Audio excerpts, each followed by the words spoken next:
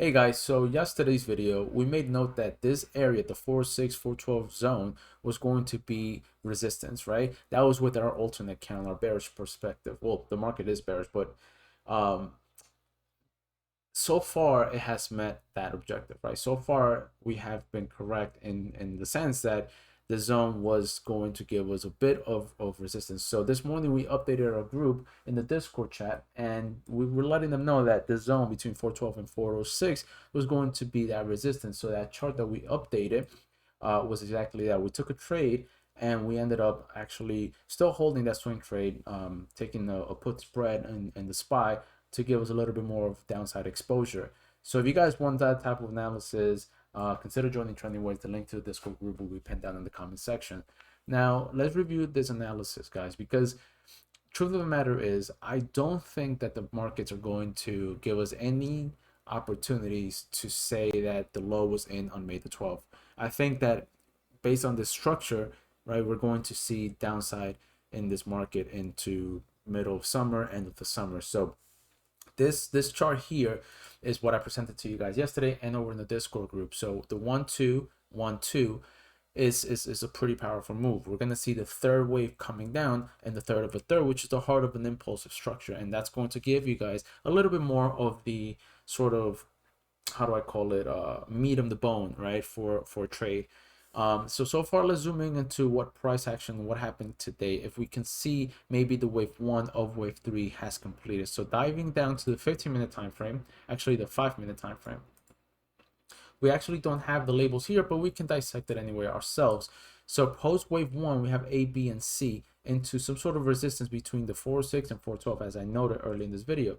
So the way we're counting this wave is that we have the wave 1, 2, 3, 4, and now we're making the fifth wave. Let me highlight, let me update this here.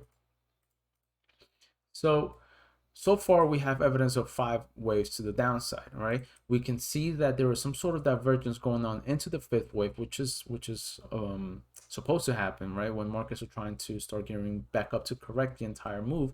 So I believe that the fifth wave is complete. Now what we're going to see here, guys, is that we're going to see the wave 1. Let me just draw this for you.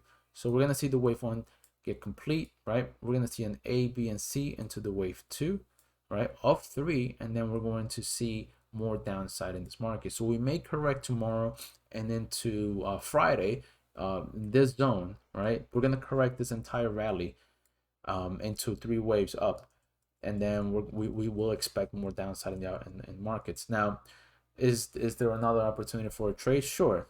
It's going to be very quick, but this pullback here into, let's say, a 30.2 or 6-1 or a 50%, let's take a look here, is what will potentially give actually the 23.6, which is a bit shallow. So anything between the 394 and 397 in the pullback in the SPY is what's going to give us a bit of an opportunity for more downside. All right, so let's take a look at price action in our bullish count, or our preferred count, which calls for the low of May the 12th. It's still alive and well, I say, because see, the truth of the matter is, guys, that no, that's not it. Actually, yeah, it is. So I'm gonna get back to the 1 hour time frame. The truth of the matter is that we can still call this a 1-2, right? It's unlikely at this point in time, because we've gotten this type of price action before.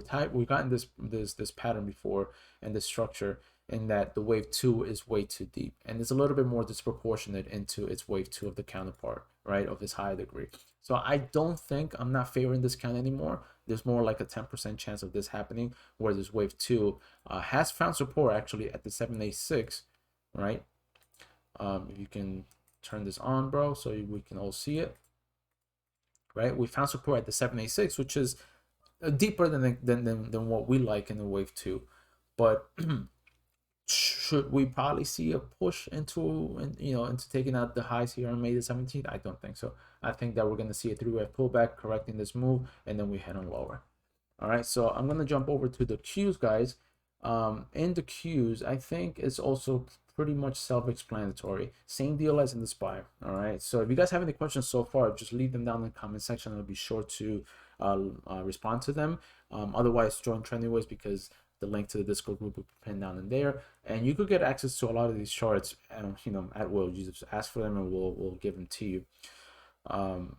So I'm gonna take you down directly into the 5-minute time frame.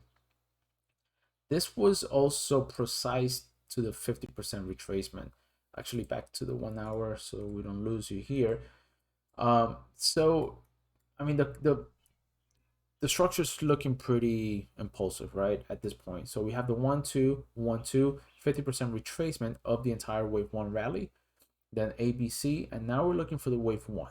All right, the wave 1 has completed today potentially, or we may see a bit more downside in the overnight session and into tomorrow's cash open before we can see a 3-wave pullback to correct or to do a counter correction of this decline. Once we see a 23, 36, 38.2% retracement, because this is in the lesser degree in the wave count, it's going to be a little bit more shallow. So for that reason, I think that once we see that resistance, we will start declining lower. So where would that come in? Let's take a quick look.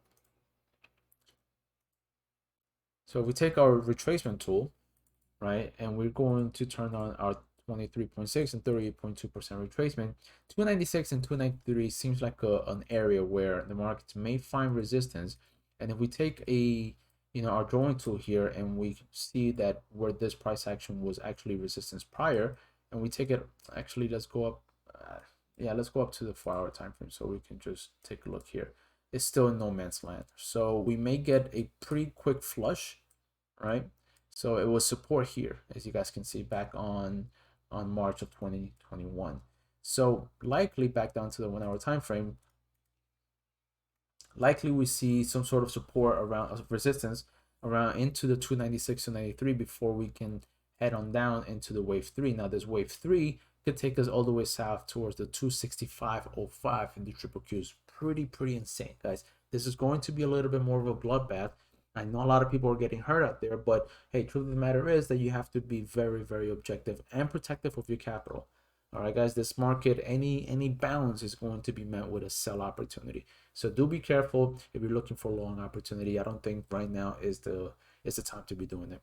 All right, and so to go back to our bullish interpretation here, calling the May 12th low, as I mentioned in the SPY, I just don't think that this is the 1-2, all right, into the 786. I think that for that reason, the alternate, the one I just presented to you guys, is what's going to be at play.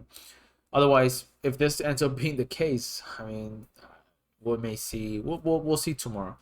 All right, so be on the lookout for the support zone, the 289.38 to hold in this case, and then we'll see upside opportunity. So I think that's it for me tonight. I'm gonna be trying to get an update on the Dow and probably IWM and SMH, but let's see how the market's falling tomorrow. If you guys want to see those charts anyway, just hop on over to TrendingWave. To the link to the Discord group is pinned down in the comment section. As always, give me a thumbs up on this video if you're liking the content, and subscribe to the channel. Thank you so much. See you guys tomorrow. Take care.